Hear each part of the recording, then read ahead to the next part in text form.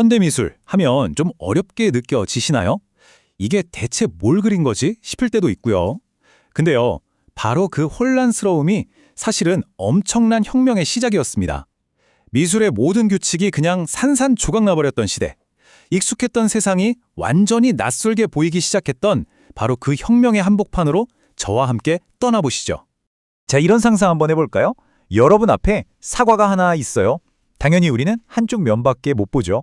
근데 만약에 이 사과의 앞모습, 옆모습, 윗모습, 심지어 뒷모습까지 이 모든 걸 한 그림에 동시에 담아낼 수 있다면 어떨까요? 왜 사과는 꼭 한쪽에서만 봐야 해? 20세기 초 예술가들이 던진 이 도발적인 질문 하나가요, 미술의 역사를 그냥 통째로 뒤흔들어 버립니다. 그리고 질문은 여기서 끝나지 않았어요. 당시 파리 거리를 한번 상상해 보세요. 이전 시대에는 한 번도 경험해보지 못했던 속도로 자동차가 쌩쌩 달리고 여기저기서 기계가 굉음을 내며 돌아가요. 엄청난 충격이었겠죠. 예술가들은 고민에 빠집니다. 이 눈에 보이지도 않는 속도, 이 찰나의 움직임을 대체 어떻게 멈춰있는 캠퍼스 위에 담아내지?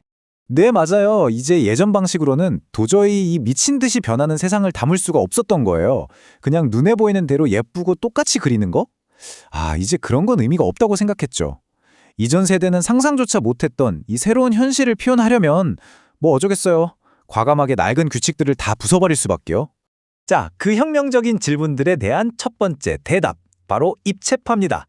이 사람들은요, 그냥 그림을 다르게 그리는 수준이 아니라 세상을 보는 새로운 눈을 아예 발명하려고 했어요.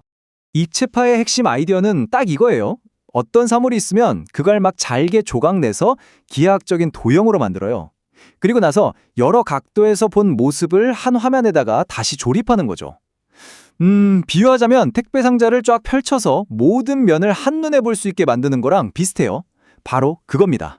이 엄청난 혁명을 이끈 두 명의 천재가 있었으니 바로 파블로 피카소와 조르주 브라크입니다. 특히 피카소의 아비뇽의 처녀들이라는 작품은 이건 정말 당시 사람들이 생각하던 아름다움에 대한 모든 기준을 그냥 박살내버렸어요. 미술계에 엄청난 충격을 주면서 자, 이제 새로운 시대가 시작됐어! 라고 선포하는 것 같았죠. 자, 그런데요, 한편에서는 파리의 그 엄청난 속도랑 기계가 뿜어내는 에너지에 완전히 매료된 또 다른 예술가 그룹이 있었어요. 바로 미래파입니다. 이들은 입체파와는 전혀 다른 해답을 내놓았죠. 미래파는 이름 그대로 미래를 찬양하는 예술이었어요. 쌩쌩 달리는 자동차, 시끄러운 공장의 소음, 이 새로운 세기가 뿜어내는 격렬한 에너지. 그들은 이런 것들을 미친 듯이 사랑했어요. 그리고 바로 이것이야말로 예술이 담아내야 할 진짜 아름다움이라고 힘주어 말했죠.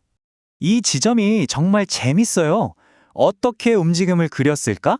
자코모 발라의 주레메인 개의 역동성이라는 작품, 아마 보신 분들 많을 거예요. 닥스훈트의 다리랑 꼬리가 막 수십 개로 겹쳐져 있고 주인의 발도 여러 개로 보이죠? 이게 그냥 여러 순간을 사진처럼 찍어서 붙인 게 아니에요. 우리가 와, 저 강아지 진짜 빠르다라고 느낄 때 눈에 남는 그 잔상 있잖아요. 그 휙 하는 느낌? 바로 그 감각 자체를 그림으로 번역해낸 겁니다. 자, 그래서 이 두 미술 운동의 결정적인 차이 딱 한 문장으로 정리해 드릴게요. 이거 중요합니다. 입체파는 멈춰있는 사물을 여러 시점에서 본 것, 그리고 미래파는 움직이는 사물을 한 시점에서 본 것. 어때요? 정말 명쾌하죠? 하지만 모든 예술가들이 기계나 새로운 시점에만 빠져 있었던 건 아니에요. 예술의 도시 파리에는요, 바깥 세상이 아니라 자신의 가장 깊숙한 내면을 들여다본 화가들이 있었거든요. 지금부터는 조금 더 내밀한 이야기로 들어가 볼게요. 자, 잠시만요.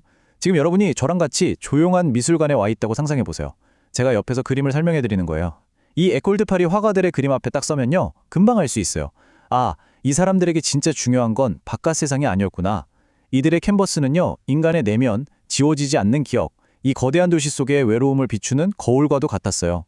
눈에 보이지 않는 그 영혼의 모양을 그리려고 했던 거죠. 마르크 샤갈의 나와 마을 한번 볼까요? 소랑 사람 얼굴이 서로 마주보고 있고 집들은 막 거꾸로 매달려 있어요. 이게 현실의 풍경일 리가 없죠. 이건 타향살이하던 샤갈이 파리에서 저 멀리 고향 러시아를 그리워하는 그 마음속 풍경인 거예요. 모든 논리를 벗어나서 중력도 무시하고 애틋한 마음이랑 그리움이 캔버스 위를 그냥 둥둥 떠다니는 그런 꿈 같은 세상이죠. 이번엔 아메데오 모딜리아니의 그림 앞에 서볼까요? 어때요? 인물들의 목이 유난히 길고 또 눈을 보면 눈동자가 없는 경우가 많죠. 왜 그랬을까요? 모딜리아니는 모델의 겉모습을 똑같이 그리는 데는 전혀 관심이 없었어요. 오히려 그 텅 빈 눈을 통해서 우리가 그 사람의 겉모습을 넘어서 그 고요한 내면, 그 영혼의 진짜 모습을 들여다보게 만들고 있는 거예요. 여기서 모딜리아니의 친구였던 하임 수틴과 비교해보면 정말 흥미로워요. 모딜리아니가 내면의 슬픔을 우아하고 고요하게 담아냈다면 수틴은 그냥 폭풍 같아요. 격렬하고 거친 붓질로 자기 안의 고통과 불안을 캔버스 위에 그대로 폭발시켜버렸거든요. 똑같이 영혼을 그렸는데 그 방식이 이렇게나 달랐던 거죠. 자, 그렇다면 이렇게 혁명적이고 때로는 낯선 그림들을 우리는 대체 어떻게 봐야 할까요? 이제부터 여러분이 현대미술관에 갔을 때 바로 써먹을 수 있는 아주 특별한 감상 도구를 하나 드릴게요. 핵심은 아주 간단해요. 첫째, 가장 중요한 건데요. 그림에서 정답을 찾으려고 하지 마세요. 정답 같은 건 없거든요. 대신에 이 화가는 뭘 보고 뭘 느꼈을까 하고 한번 상상해 보는 거예요. 그리고 그 그림 안에서 그 화가만이 만든 새로운 규칙을 한번 발견해 보세요. 이 모든 그림들은 결국 이 혼란스러운 시대에 대한 예술가들 각자의 진솔한 대답이라고 할 수 있으니까요.